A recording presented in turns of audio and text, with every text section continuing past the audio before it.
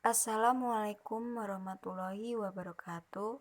Di sini saya Widya Rizka Apriliani dari jurusan PIAUD kelas A semester 2. Ingin memenuhi syarat tugas UTS mata kuliah Psikologi Pranatal dan Bayi. Di sini saya akan membahas tentang pijat bayi. Pengertian pijat bayi. Pijat bayi adalah mengurut bagian tubuh untuk melemaskan otot, sehingga peredaran darah lancar yang dilakukan pada seluruh permukaan tubuh bayi. Memijat merupakan salah satu bentuk komunikasi dengan bayi melalui bahasa sentuhan. Bagi bayi yang belum dapat berkomunikasi, sentuhan-sentuhan lembut pada tubuhnya dianggap bentuk komunikasi yang syarat balutan cinta. Umumnya, bayi sangat suka dipijat. Bayi akan merasa lebih nyaman, tenang, dan bugar. Selanjutnya, pemijatan bayi berdasarkan usia. Bayi 0-1 bulan, pemijatan dilakukan dengan usapan-usapan halus lembut. Jika tali pusar belum lepas, sebaiknya tidak dilakukan pemijatan pada bagian perut. Bayi 1-3 bulan, disarankan gerakan halus disertai tekanan ringan dalam waktu yang singkat. Bayi 3-6 bulan, disarankan seluruh tubuh dengan gerakan dan tekanan yang makin meningkat. Total waktu pemijatan sekitar 15 menit. Selanjutnya, persiapan sebelum memijat bayi. Yang pertama, tangan harus bersih dan hangat.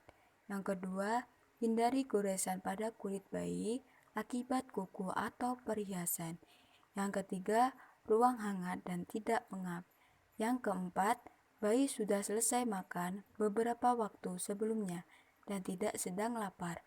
Yang kelima, ibu atau ayah menyediakan waktu khusus yang tidak diganggu oleh hal lain, minimal 15 menit. Yang keenam, duduklah dengan posisi nyaman. Yang ketujuh, baringkan bayi di atas permukaan kain yang rata, lembut, kering, dan bersih. Yang kedelapan, siapkan handuk, popok, baju ganti, dan minyak zaitun atau produk lainnya.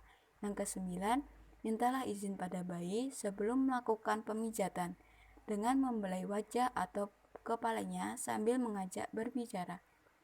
Yang terakhir, musik yang lembut dapat diperdengarkan untuk mengiringi pemijatan. Selanjutnya, beberapa gerakan memijat bayi. Yang pertama, kaki dan telapak kaki. Yang kedua, lengan dan telapak tangan. Yang ketiga, kepala. Yang keempat, wajah. Yang kelima, dada. Yang keenam, perut. Dan yang terakhir, punggung. Tips memijat bayi. Yang pertama, jadikan memijat sebagai bagian dari rutinitas harian. Yang kedua, gunakan minyak yang bisa digunakan untuk memijat, seperti minyak sayur atau minyak zaitun, dan tidak diberi wewangian. Yang ketiga, pilih tempat yang nyaman dan hangat.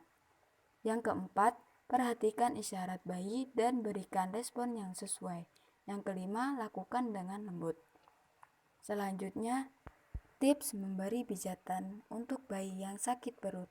Yang pertama, dorong lutut ke arah perutnya, lalu hitung sampai 10. Yang kedua, pijat dengan lembut perutnya dengan satu tangan. Lalu, lanjutkan menggunakan tangan lain, searah dengan jarum jam. Yang ketiga, lakukan gerakan di atas atau buat huruf X untuk mendorong gas ke arah anusnya. Yang keempat, lakukan gerakan ini berulang sampai kita merasa dia sudah membaik. Yang kelima, beri sugesti pada diri kita dan si kecil dengan mengatakannya bahwa angin dalam perutnya akan keluar. Selanjutnya, manfaat pijat bayi. Pijat bayi dengan teknik tertentu dapat bermanfaat sebagai terapi mengeluarkan dahak saat si kecil batuk. Khusus untuk terapi ini, lebih baik dilakukan oleh ahli fisioterapis. Saat batuk, bayi belum bisa mengeluarkan dahak secara mandiri, sehingga perlu dibantu dengan pijat.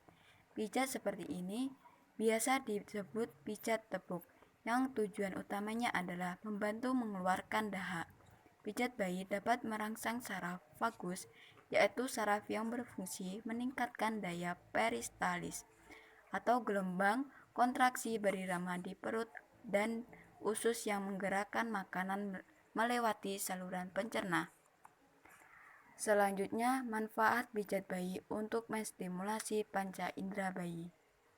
Yang pertama, indera penglihatan, yang kedua, indera penciuman, ketiga, indera pengecap, yang keempat, indera pendengar, yang terakhir, indera peraba. Selanjutnya, keadaan yang sebaiknya tidak dilakukan untuk memijat bayi. Yang pertama, bayi baru mendapat imunisasi. Tunggulah 72 jam setelahnya. Yang kedua, bayi menderita infeksi kulit atau infeksi lainnya. Yang ketiga, keadaan ruangan sangat dingin. Yang keempat, bayi sedang tidur. Yang kelima, bayi dalam keadaan lapar atau baru selesai makan. Yang keenam, bayi tampak merasa tak nyaman, gelisah atau menangis saat dipijat. Biasanya bayi baru lahir hanya menikmati pijatan selama 2-5 menit. Selanjutnya, faktor yang mempengaruhi orang tua atau ibu tidak memijatkan bayinya. Yang pertama, pengetahuan. Pengetahuan merupakan dominan dari perilaku. Yang kedua, paritas. Yang ketiga, pendidikan. Ibu yang mempunyai pendidikan tinggi akan lebih berpikir rasional bahwa untuk tidak memijatkan bayinya. Yang keempat, pekerjaan. Pekerjaan adalah simbol status seseorang di masyarakat. Yang kelima, keadaan ekonomi. Jika terjadi sesuatu pada bayinya, ibu yang memiliki ekonomi rendah cenderung berpikir hemat. Jadi mereka hanya memijatkan bayinya saat rewel saja. Yang terakhir, latar belakang budaya. Itulah penjelasan dari saya tentang pijat bayi. Terima kasih. Wassalamualaikum warahmatullahi wabarakatuh.